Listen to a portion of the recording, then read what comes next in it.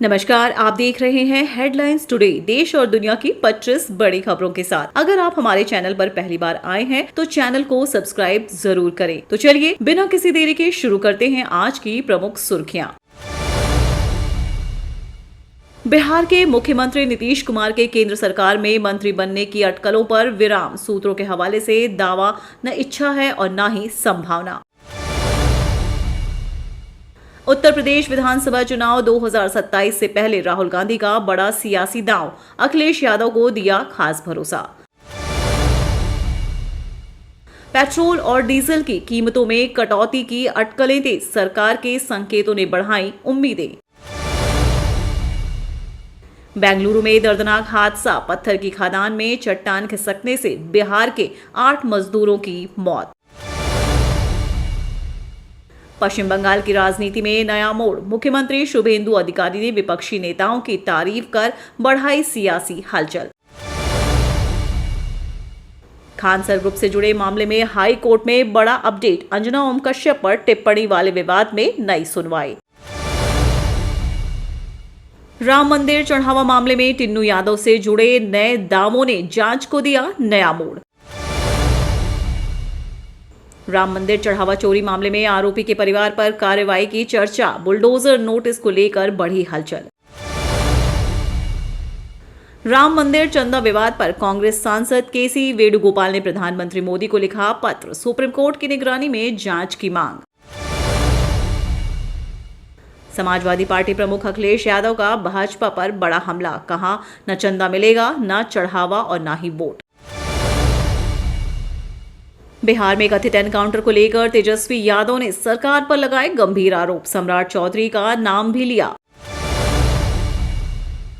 कमाल अख्तर के इस्तीफे से समाजवादी पार्टी में हलचल। अखिलेश यादव ने दिया बड़ा बयान। क्या शरद पवार की एनसीपी एसपी कांग्रेस में होगी शामिल? पार्टी नेता ने पहली बार दी प्रतिक्रिया। मथुरा में सरकारी राशन की बड़ी कालाबाजारी का खुलासा। 540 क्विंटल चावल जब्त। भाजपा विधायक के काफिले की पुलिस गाड़ी से ट्रक की टक्कर। विधायक ने इसे दुर्घटना नहीं बल्कि हमला बताया। भारत और इंग्लैंड के दूसरे T20 मुकाबले की टाइमिंग में बदलाव। जानिए कब और कहां देखेंगे लाइव मैच। उत्तर प्रदेश के बिजली उपभोक्ताओं के लिए बड़ी राहत। विद्युत नियामक आयोग का अहम फैसला। 41,000 फीट की ऊंचाई पर उड़ रहे विमान के दोनों इंजन बंद। पायलट की सूझबूझ से टला बड़ा हादसा। एप्पल की सीरी सेवा को लेकर नया विवाद। उज्जैन में धार्मिक पक्षपात के आरोपों ने पकड़ा तूल। बिहार का वायरल वीडियो बना चर्चा का विषय। बारिश के बीच शिक्षा व्यवस्था पर उठे बड़े सवाल। यूपी चुनाव से पहले अखिलेश यादव की भाजपा को खुली चुनौती। सियासी बयानबाजी तेज। पश्चिम बंगाल की राजनीति में नए समीकरणों की चर्चा। ममता सरकार के बाद की संभावनाओं पर बहस। पंजाब कांग्रेस में बड़े फेरबदल की अटकलें। मनीष तिवारी की पोस्ट से बढ़ी राजनीतिक चर्चाएं। रूस ने यूक्रेन पर मिसाइल और ड्रोन से बड़ा हमला किया। कई लोगों की मौत और दर्जनों घायल होने की खबर।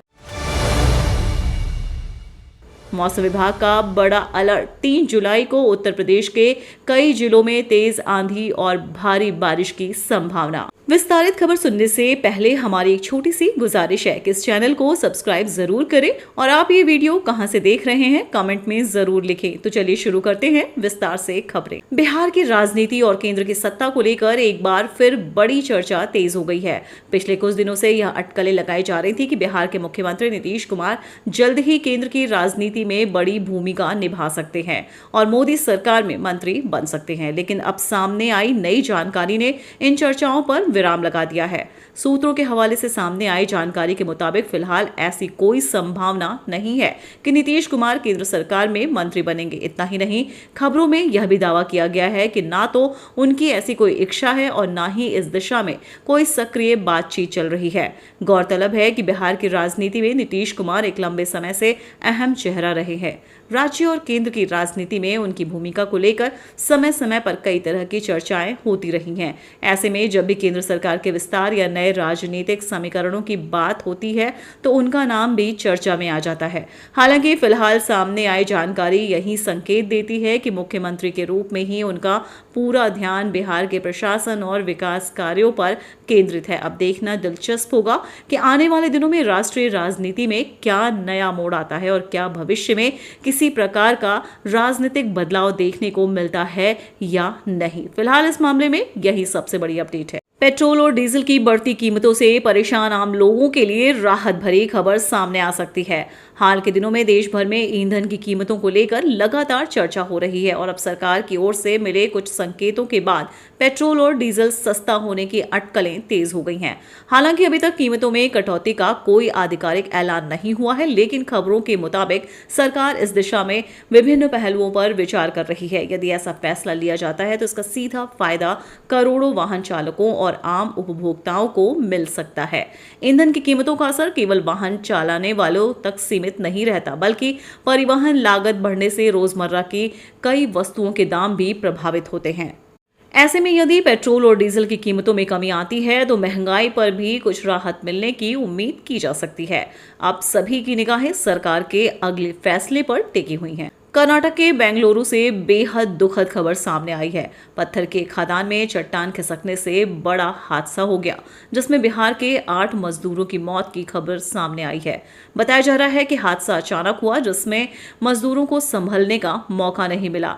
घटना के बाद स्थानीय प्रशासन, पुलिस और बचाव दल मौके पर पहुंचे और राहत एवं बचाव कार्य शुरू किया गया। इस घटना के बाद मृतकों के परिवार में शोक की लहर है। प्रशासन पूरे मामले की जांच कर रहा है कि हादसा किन परिस्थितियों में हुआ और क्या सुरक्षा मानकों का पूरी तरह पालन किया गया था। ऐसे हादसे एक बार फिर औद्योगिक और खनन क्षेत्रों में सुरक्षा व्यवस्था को लेकर बड़े सवाल खड़े करते हैं। अयोध्या के राम मंदिर चढ़ावा चोरी मामले में अब जांच के साथ साथ प्रशासनिक कार्रवाई की भी चर्चा तेज हो गई है। इस मामले में गिरफ्तार आरोपियों में शामिल लव कुश मिश्रा के परिवार की मुश्किलें बढ़ती नजर आ रही हैं। रिपोर्टों के अनुसार अयोध्या विकास प्राधिकरण ने आरोपी की पत्नी के नाम पर बन रहे एक निर्माण को लेकर नोटिस जारी किया है। प्राधिकरण ने निर्माण से जुड़े दस्तावेज और स्वीकृति नक्शे की जानकारी मांगी है। यदि तय समय के भीतर संतोषजनक जवाब नहीं दिया जाता तो अवैध निर्माण पाए जाने की स्थिति में ध्वस्तीकरण की कार्रवाई की जा सकती है। फिलहाल बुलडोजर नहीं चला, नोटिस जारी किया गया है और जवाब का इंतजार है। राम मंदिर चढ़ावा चोरी का मामला पहले से ही सुर्खियों में है और इसकी जांच जारी है। जांच एजेंसियां वित्तीय लेन देन और अन्य पहलुओं की भी पड़ताल कर रही है। अब सभी की नजर इस बात पर है कि नोटिस के जवाब में क्या दस्तावेज प्रस्तुत किए जाते हैं और आगे प्रशासन क्या निर्णय लेता है। इस मामले में जांच और कानूनी प्रक्रिया जारी है, इसलिए अंतिम निष्कर्ष जांच पूरी होने के बाद ही सामने आएंगे। राम मंदिर चढ़ावा विवाद को लेकर उत्तर प्रदेश की राजनीति में बयानबाजी तेज हो गई है। समाजवादी पार्टी के राष्ट्रीय अध्यक्ष अखिलेश यादव ने एक प्रेस कॉन्फ्रेंस के दौरान भारतीय जनता पार्टी पर तीखा हमला बोला। अखिलेश यादव ने कहा कि यदि इस तरह के विवाद सामने आते रहे तो भाजपा को न चंदा मिलेगा, न चढ़ावा और न ही वोट। उन्होंने मंदिर से जुड़े प्रबंधन और पारदर्शिता पर भी सवाल उठाए तथा चंपत राय का नाम लेते हुए अपनी प्रतिक्रिया दी। वहीं भाजपा और विश्व हिंदू परिषद की ओर से अलग अलग प्रतिक्रियाएं भी सामने आई हैं। राजनीतिक दल इस पूरे मामले को अपने अपने नजरिए से देख रहे हैं, जबकि जांच एजेंसियां चढ़ावा मामले की जांच आगे बढ़ा रही है। उत्तर प्रदेश में 2027 के विधानसभा चुनाव से पहले इस तरह के मुद्दों पर राजनीतिक बयानबाजी और तेज होने की संभावना जताई जा रही है।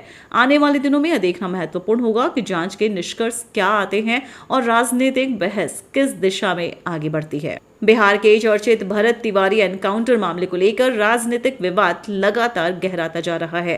राष्ट्रीय जनता दल के नेता तेजस्वी यादव ने इस मामले में बिहार सरकार पर गंभीर आरोप लगाए हैं। तेजस्वी यादव का दावा है कि यह कार्रवाई उच्च स्तर की जानकारी और अनुमति के बिना संभव नहीं थी। उन्होंने आरोप लगाया कि एक वरिष्ठ अधिकारी का संदेश जाने के बाद ही एनकाउंटर हुआ और मुख्यमंत्री सम्राट चौधरी की भूमिका पर भी सवाल उठाए। ये आरोप तेजस्वी यादव की ओर से लगाए गए हैं। दूसरी ओर सरकार की ओर से इन आरोपों पर अपना पक्ष रखा जा सकता है और मामला राजनीतिक बहस का विषय बना हुआ है। इस बीच एनकाउंटर की परिस्थितियों और पुलिस कार्रवाई को लेकर भी कई सवाल उठाए जा रहे हैं। यह मामला अब केवल कानून व्यवस्था तक सीमित नहीं रह गया है, बल्कि बिहार की राजनीति में भी एक बड़ा मुद्दा बनता जा रहा है। आने वाले दिनों में यदि इस मामले में नई जांच, आधिकारिक बयान या कानूनी कार्रवाई होती है तो तस्वीर और स्पष्ट हो सकती है।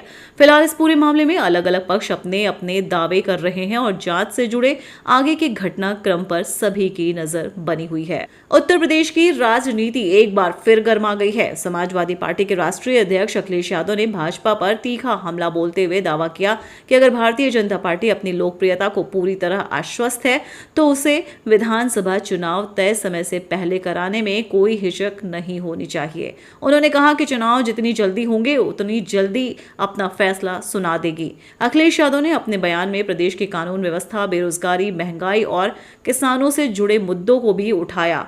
उन्होंने आरोप लगाया कि राज्य सरकार जनता की उम्मीदों पर खरी नहीं उतर रही है और इसी कारण भाजपा जनता के बीच जाने से बच रही है। हालांकि भाजपा की ओर से इन आरोपों का जवाब भी दिया जा सकता है और राजनीतिक बहस जारी है। राजनीतिक विश्लेषकों का मानना है कि 2027 विधानसभा चुनाव से पहले इस तरह के बयान चुनावी माहौल को और तेज करेंगे। आने वाले महीनों में भाजपा और समाजवादी पार्टी दोनों अपनी रणनीति को धार देने में जुटेंगे। फिलहाल उत्तर प्रदेश की राजनीति में बयानबाजी का दौर लगातार जारी है। पंजाब कांग्रेस में संगठनात्मक बदलाव के बाद सियासी हलचल तेज हो गई है। वरिष्ठ कांग्रेस नेता और सांसद मनीष तिवारी की एक रहस्यमय सोशल मीडिया पोस्ट ने राजनीतिक गलियारों में नई चर्चाओं को जन्म दे दिया है। बताया जा रहा है कि पार्टी के संगठन में हुए बदलाव के बाद उनकी यह प्रतिक्रिया सामने आई है। हालांकि मनीष तिवारी ने अपनी पोस्ट में किसी नेता या फैसले का सीधे तौर पर नाम नहीं लिया, लेकिन राजनीतिक हलकों में इससे हालिया संगठनात्मक फेरबदल से जोड़कर देखा जा रहा है। कांग्रेस सूत्रों के अनुसार संगठन में बदलाव पार्टी के आगामी राजनीतिक रणनीति का हिस्सा है। राजनीतिक जानकारों का कहना है कि विधानसभा चुनाव से पहले पंजाब कांग्रेस अपने संगठन को मजबूत करने में जुटी है। ऐसे में समय में वरिष्ठ नेताओं की प्रतिक्रिया पर भी सबकी नजर बनी हुई है। आने वाले दिनों में पार्टी नेतृत्व इस पूरे मामले पर क्या रुख अपनाता है, यह देखना दिलचस्प होगा। रूस और यूक्रेन के बीच जारी युद्ध के बीच एक बार फिर बड़े हमले की खबर सामने आई है। यूक्रेनी अधिकारियों के अनुसार रूस ने राजधानी कीव समेत कई इलाकों पर 74 मिसाइलों और 496 ड्रोन से हमला किया। इस हमले में कम से कम 17 लोगों की मौत और 90 से अधिक लोगों के घायल होने की जानकारी सामने आई है। रूस ने इस कार्रवाई को यूक्रेन की हालिया गतिविधियों के जवाब में की गई जवाबी कार्रवाई बताया। दूसरी ओर यूक्रेन ने इस हमले की कड़ी निंदा करते हुए कहा कि कई रिहायशी इलाकों को नुकसान पहुंचा है और राहत एवं बचाव कार्य लगातार जारी है। अंतर्राष्ट्रीय समुदाय भी इस हमले पर नजर बनाए हुए हैं।